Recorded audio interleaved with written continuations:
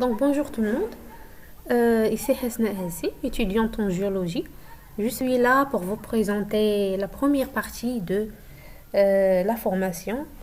C'est la partie théorique de formation ArcGIS. D'accord. Donc dans cette partie, dans ce chapitre, je vais vous présenter l'initiation au SIG. D'accord. Donc comme plan. Donc, comme plan, premièrement, on va faire une petite définition de système d'information géographique. On a aussi les fondamentaux d'un cycle, les composantes d'un cycle, les plateformes d'usage des systèmes d'information géographique, les domaines d'application et les données dans un système d'information géographique. Donc, premièrement, définition, c'est quoi un cycle? Donc, un cycle, c'est un système d'information géographique. Ce système, elle fait la gestion de bases de données. D'accord. Donc, il nous permet à partir de diverses sources d'organiser, gérer, analyser, combiner, élaborer et présenter des informations dans leur emplacement géographique. D'accord. Donc, cette gestion de données dans l'espace, elle nous permet d'extraire des synthèses, des résumés, des interprétations afin de l'utiliser dans un rapport ou dans une décision donnée. Et voilà. Donc, voilà la définition. Elle est très très simple. Donc, concernant les fondamentaux d'un cycle, donc on a premièrement l'acquisition. L'acquisition, c'est capter et obtenir les données. Donc, ce système d'information géographique, il permet de capter les données sous forme numérique et l'utiliser. Deuxièmement, on a l'archivage, c'est-à-dire la gestion, il gère les données. On a aussi analyser, c'est-à-dire manipuler les données. On a visualisation, c'est-à-dire mettre en valeur, mettre en forme et afficher ces données. On a aussi abstraction. Donc abstraction, c'est-à-dire afficher les données ou représenter ces données de façon qu'elle soit très claire et très simple. Donc, lorsqu'un logiciel n'est pas capable d'accomplir ces 5 tâches, on parle de un logiciel de cartographie et non plus de SIG. D'accord? C'est-à-dire, si par exemple, on va donner un exemple, l'exemple de AutoCAD. Donc AutoCAD Covasi, c'est un logiciel de cartographie et non pas de logiciel de SIG. D'accord. Pourquoi? Parce que tout simplement, elle ne présente pas ces 5 tâches. D'accord. AutoCAD, il fait l'acquisition, d'accord, des données. C'est-à-dire, on peut voir des données sur AutoCAD sous forme numérique. Mais il ne fait pas l'archivage des données. D'accord. Si on travaille sur AutoCAD, une fois on a terminé, on a fermé la fenêtre, ça y est, les données, ils sont pas là, ils sont supprimés automatiquement. D'accord.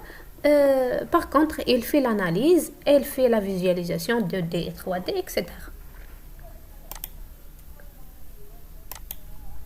Et maintenant, on passe aux composants d'un cycle. Donc, premièrement, c'est nous. Donc, l'être humain, le personne qui travaillait sur le système d'information géographique, c'est un composant de ce système. Que ce soit ingénieur, que ce soit étudiante, n'importe quelle personne, ils peuvent être un composant d'un cycle. Deuxièmement, on a le logiciel. Donc, le logiciel, parfois, on dit que ArcGIS, par exemple, c'est un système d'information géographique. Non. Donc, ArcGIS, juste, c'est un composantes.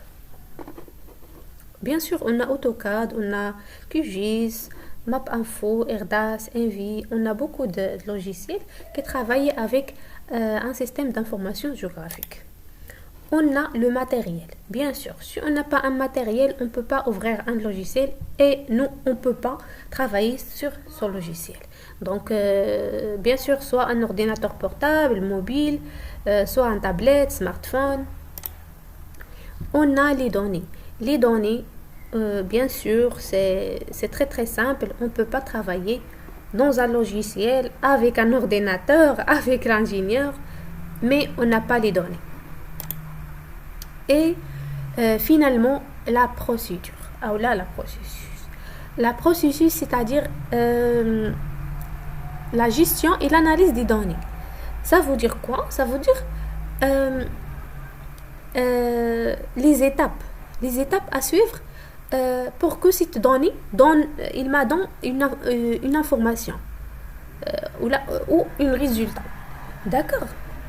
Donc le processus, c'est-à-dire de A à Z d'une méthode, d'une n'importe quelle, pour obtenir par exemple une carte, on a des points, on a des villes, on a des routes, je sais pas quoi, mais ça c'est juste les données. Mais pour obtenir la carte finale, on doit connaître une procédure pour avoir cette carte. Et on passe maintenant aux plateformes d'usage des SIG. Donc, on a le desktop GIS. Ça, c'est la première usage. Et on a aussi les WebGIS. D'accord? Donc, on va voir maintenant c'est quoi la différence entre les deux. Donc, premièrement, on a les WebGIS ou les WebSIG. C'est la même chose, ça, c'est juste leur nom en anglais. D'accord? Donc, on va prendre cet exemple. Donc, ça, c'est une plateforme d'un système. Il travaille avec un système d'information géographique. Ici, on donne l'exemple de Maroc, dans laquelle cette entreprise, cet organisme, il a réalisé ce site afin de connaître les zones où on a la fertilité de sol. D'accord? Par exemple, si on veut entrer au site, donc pour bien comprendre, donc voilà.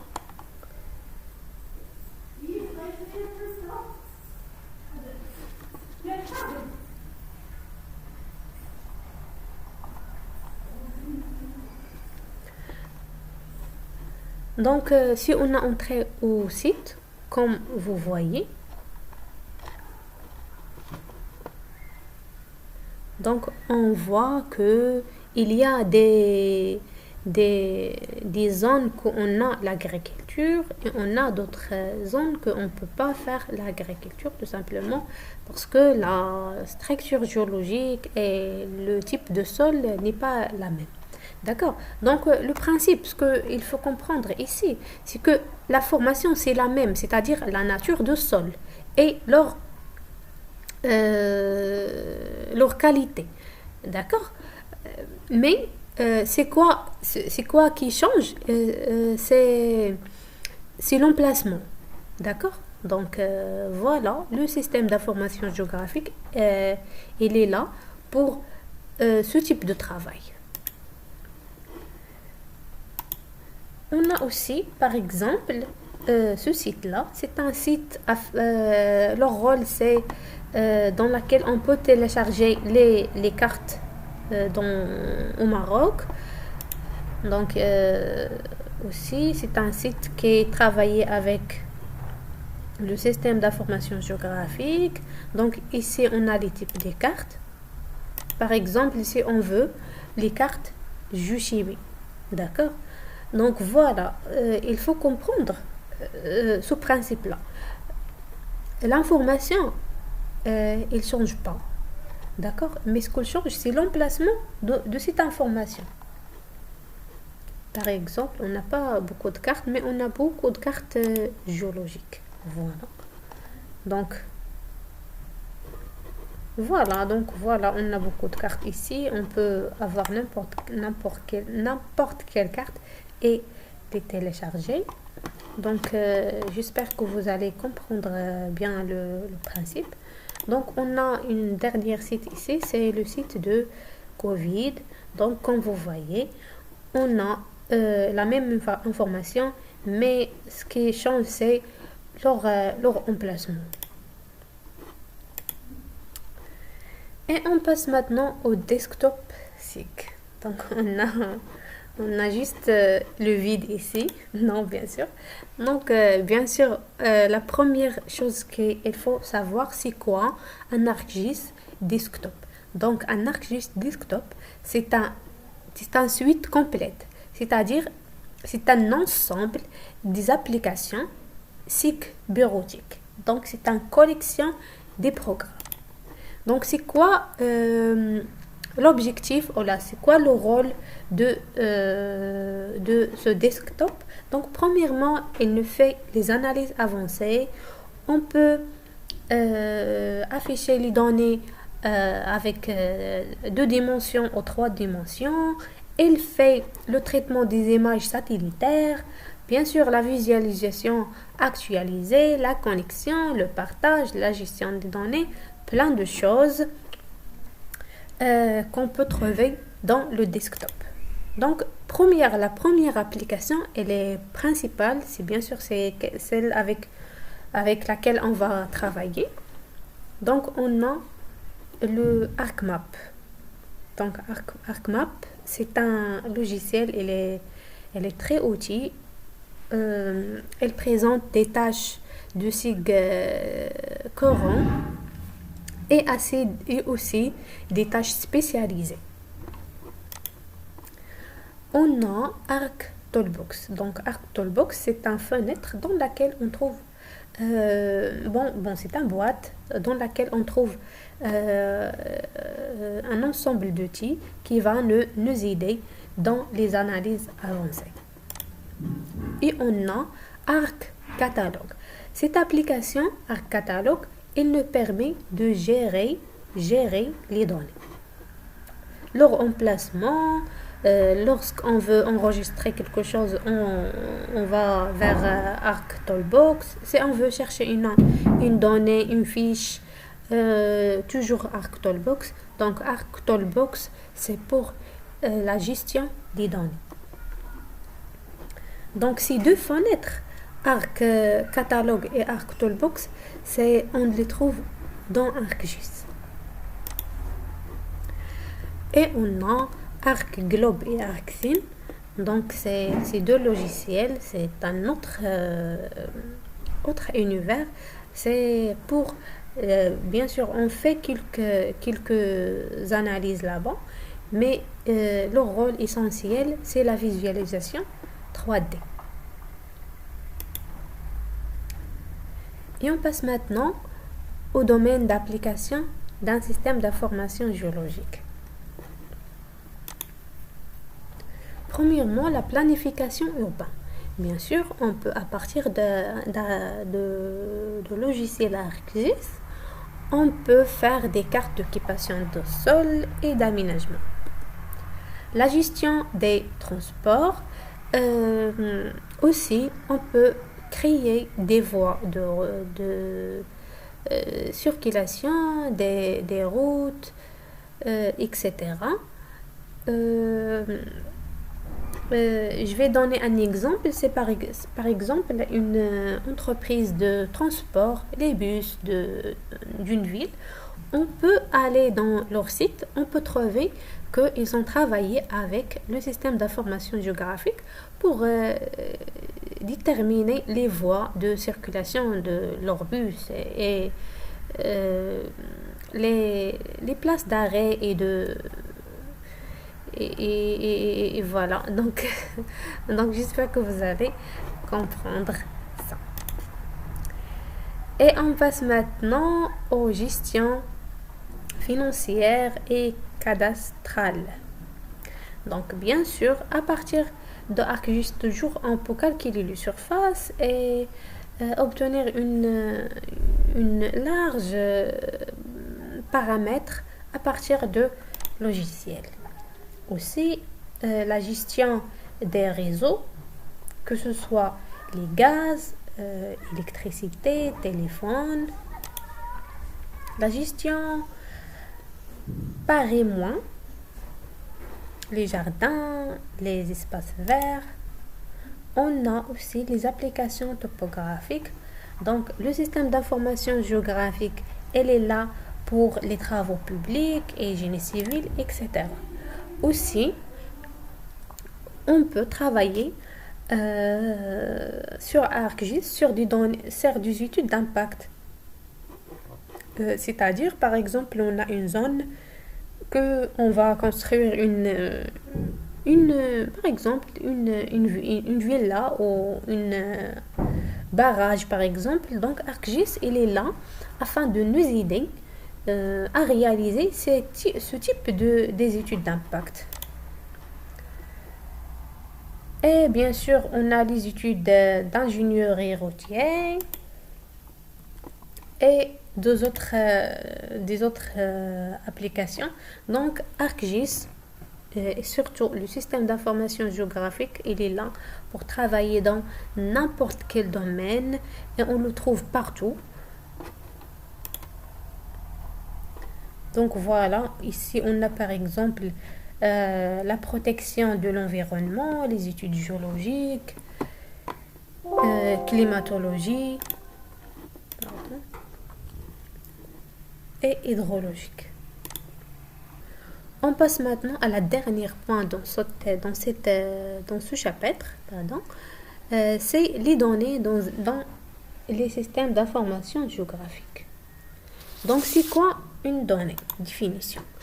Donc, une donnée, tout simplement, c'est un point de bas. D'accord? C'est un point dans lequel on va démarrer afin d'obtenir une information. D'accord? Donc, c'est un élément fondamental, bien sûr, et brut, et indispensable. On peut trouver de n'importe quelle place. Par exemple, les points X, les points X, Y, Z, une zone d'étude, un MNT. Donc, des données brutes, ils n'ont pas de valeur. D'accord? Et avec les analyses, etc., on peut obtenir une information à partir de ces données. Lorsque cette information est localisée sur le territoire, on parle alors d'une donnée géographique. C'est-à-dire, par exemple, si on a un point, mais on n'a pas leur localité géographique. Et ça, on parle d'une donnée simple, brute. Mais lorsqu'on a une X, par exemple X1 point, il est localisé dans X, Y, Z, là on parle d'une donnée géographique. Donc les données géographiques, elles sont deux types. Premièrement, les données géométriques. Par exemple, la forme, la position d'une donnée géographique. Elles sont représentées par des points, des lignes ou de surfaces. Bien sûr, avec son système de projection. Et deuxièmement, on a les données attributeurs. Donc, ces données attributeurs, c'est un autre... c'est différent avec géométrie. C'est-à-dire, bien sûr, ils sont des points, ils ont des formes.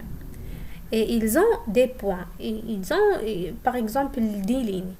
Et bien sûr, ils ont un système de référence. Mais la différence ici, c'est que ces points, ils peuvent être numériques. Par exemple, des dates, des textes. Par exemple, c'est les noms de villes. Donc, par exemple, ici, donc on a un exemple. Voilà. Donc ici, par exemple, ça, c'est les provinces de Maroc. Tout ça, c'est les provinces de Maroc. Ici, là, qui est souligné, c'est la province de Kénétra. D'accord? Donc, lorsqu'on a ouvert euh, la table attributeur, on trouve aussi que tout ça, c'est un objet géographique. Ici, c'est l'identifiant. Ça, tout ça, c'est le champ. Ça, c'est le champ, le champ, le champ, le champ. Et ça, c'est l'attribut. D'accord? C'est le nom d'une ville. Donc, ça, c'est le donné. Ça, c'est un donné.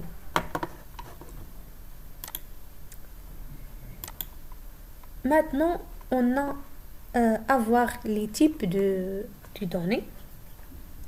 Et maintenant, on va passer au mode de représentation de ce données.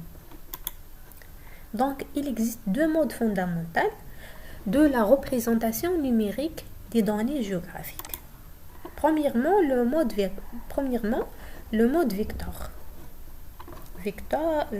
Mode vectoriel ou vecteur. Donc, et ça, c'est la forme d'un vecteur. Et on a le mode raster. Et ça, c'est la format d'un raster. Donc, on va commencer par le mode raster. Donc, les rasters, ce sont des images, par exemple des plans scannés, des photographies aériennes, des images satellitaires, etc. Donc, et pour très aisément, c'est-à-dire pour comprendre c'est quoi ce raster. Donc, c'est une matrice diverses. Et pour comprendre c'est quoi un matrice, donc c'est un. Et pour comprendre c'est quoi un mode raster, donc c'est un matrice, tout simplement. Ce matrice, elle contient un ensemble de grilles régulières. D'accord? Donc voilà, par exemple, si on prend ce carré, donc ça, ce carré, l'ensemble de ce carré, ça c'est un matrice. Si on fait zoom, on voit que c'est un ensemble de grilles régulières, des carrés régulières. Donc, et chacune, on les appelle une cellule. D'accord?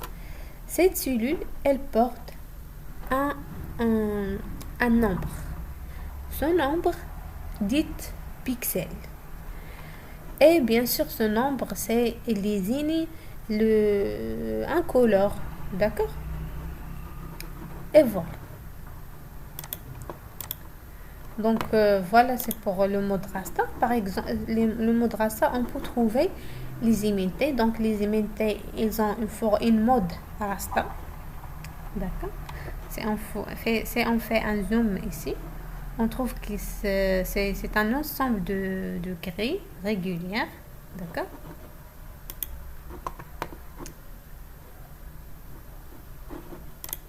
Et voilà, ça c'est un autre exemple. Ça c'est une image aérienne. Si on fait le zoom, on va trouver un ensemble de grilles avec des pixels différents, bien sûr, pour donner ces couleurs. Et aussi, on peut trouver des images scannées ou de cartes topographiques. On passe maintenant au mode vecteur. Donc, le format vectoriel utilisé l'aspect d'objectif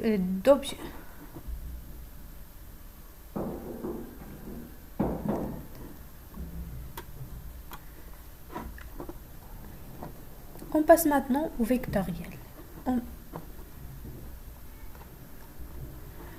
On passe maintenant au mode vecteur. Donc, la format vecteur, C'est un format il est très très simple. Elle utilise, on peut trouver bien sûr des points, des lignes, des polygones. Euh, il est utilisé euh, pour faire une représentation très très simple des entités géographiques. Par exemple, des points, des lignes et des polygones. Voilà, comme vous voyez ici, par exemple, ça c'est les localités des villes ou des points. Ça c'est par exemple les oueds, les rivières. Et ça c'est les polygones. Par exemple, les limites de province, d'un pays, par exemple. Donc, le traitement des données raster et celui des données vectorielles, ils sont très différents. Ils ne sont pas appelés aux mêmes outils, ni aux mêmes compétences. D'accord? Donc, c'est très très simple. Bien sûr, on a dit que le mode raster, il est très très compliqué par rapport au mode vectoriel. Donc, le mode vectoriel, il est plus simple. Et bien sûr, c'est pas les mêmes outils. Si on veut faire des traitements sur les données vectorielles, c'est pas la même qu'avec les données raster. Et c'est pas les mêmes compétences. Ça veut dire quoi les mêmes compétences? C'est-à-dire, c'est pas le même résultat. Donc, comme on a dit, le traitement des rasters, il est très très compliqué. Par contre, vectoriel, il est très simple. Donc, cette image, il va expliquer ce terme de compétence. Ici, on a le mode vectoriel et ici, on a le mode raster.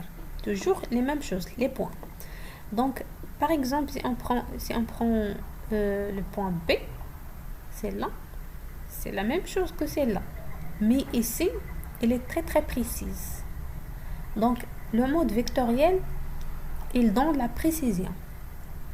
Par contre, dans le mode raster, on n'a pas la précision. C'est toute une espace dans laquelle on a un point. C'est-à-dire, on n'a pas de la précision.